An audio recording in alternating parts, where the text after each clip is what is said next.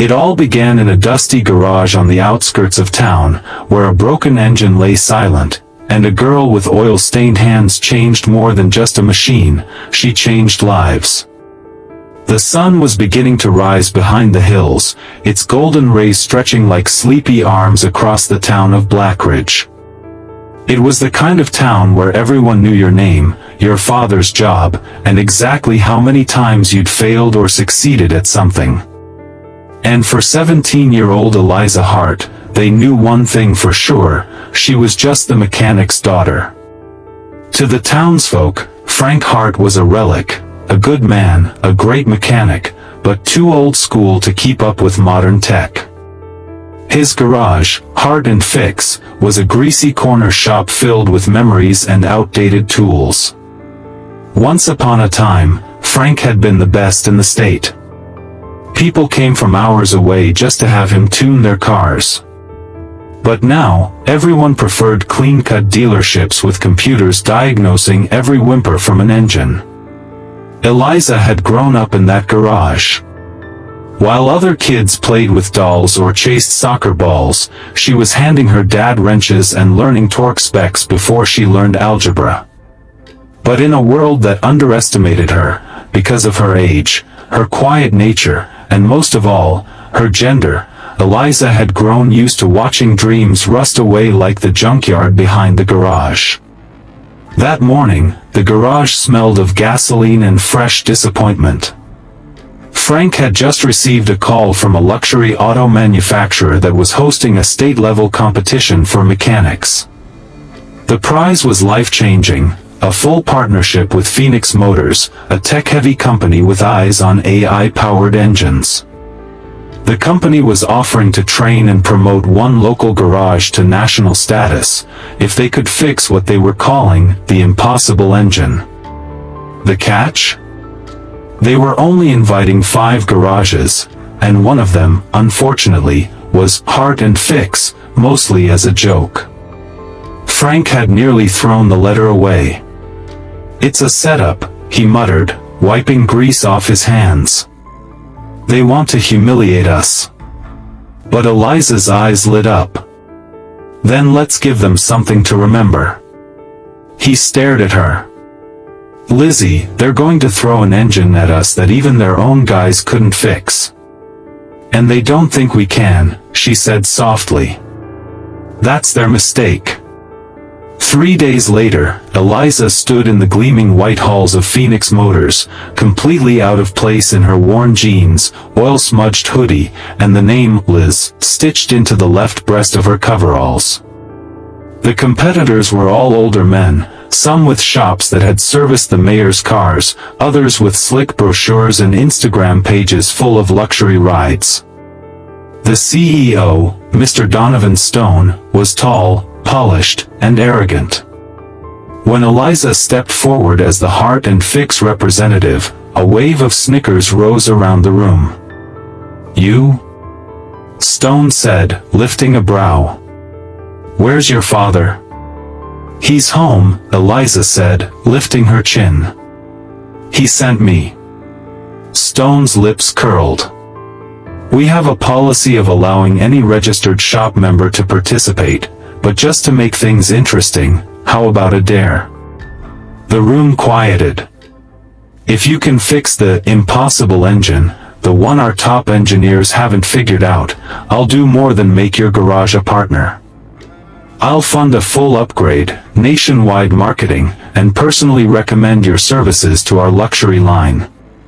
Eliza's pulse raced. "And if I fail? You and your father shut down the garage and never work under the Phoenix name again." The room gasped. Frank would have pulled her out by the arm. But she simply nodded. "I accept." They led her into a lab-like room with fluorescent lights and a single engine mounted on a metal table. It was sleek, advanced, unlike anything she'd ever seen. A hybrid prototype with layers of software integration, it was both machine and mystery.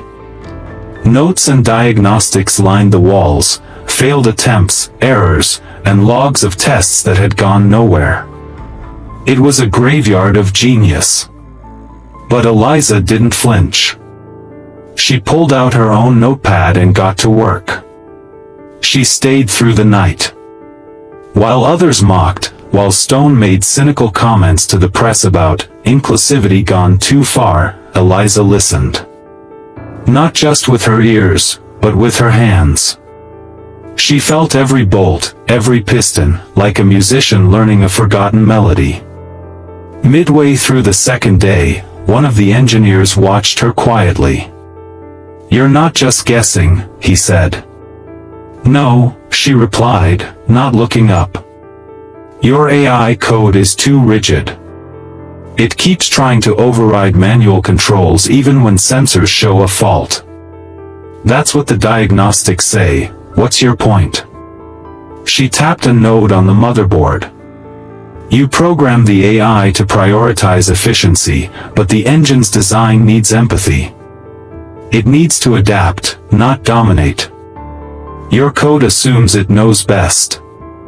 But engines, like people, need to be listened to." The man blinked. "That's poetic." "No. That's mechanical intuition."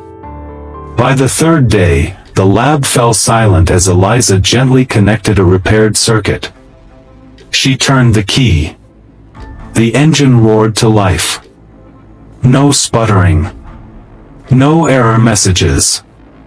Smooth, powerful hum, like a heartbeat finding its rhythm after a long silence. Mr. Donovan Stone stood frozen. "How?" Eliza wiped her hands calmly. "You tried to make a perfect engine without understanding imperfection. I learned from a man who fixed things that were falling apart. He taught me how to listen to what's not being said. Machines are no different." He stared at her as reporters rushed in, cameras flashing. Later that evening, the media exploded with headlines. "Team mechanic outsmarts engineers, fixes impossible engine with human intuition." "Daughter of small-town garage owner stuns tech giants." "Girl with grease-stained hands teaches billionaire CEO a lesson in humility." Phoenix Motors kept its word. Not only was Hart and Fix fully upgraded, but they also opened a new division, Phoenix Legacy Mechanics, with Eliza Hart as its first director of innovation. Frank Hart, watching from the edge of the crowd as his daughter gave a speech in front of hundreds, wiped a tear from his weathered face. "I always knew she had it in her," he whispered. But the world needed to see it too. A year later, Phoenix Legacy Mechanics offered scholarships for young women in trade schools. Eliza toured schools across the country, teaching kids how to balance intuition with innovation. In one interview, a little girl asked her, "Weren't you scared when they dared you?" Eliza smiled. "Of course I was. But fear isn't what stops you, doubt is. I never doubted what I'd learned. I just needed the chance to prove it." So, the next time someone underestimates you, because of where you're from, how you look, or what they think you can't do, remember Eliza Hart. Remember that sometimes, the strongest engines start in the quietest garages.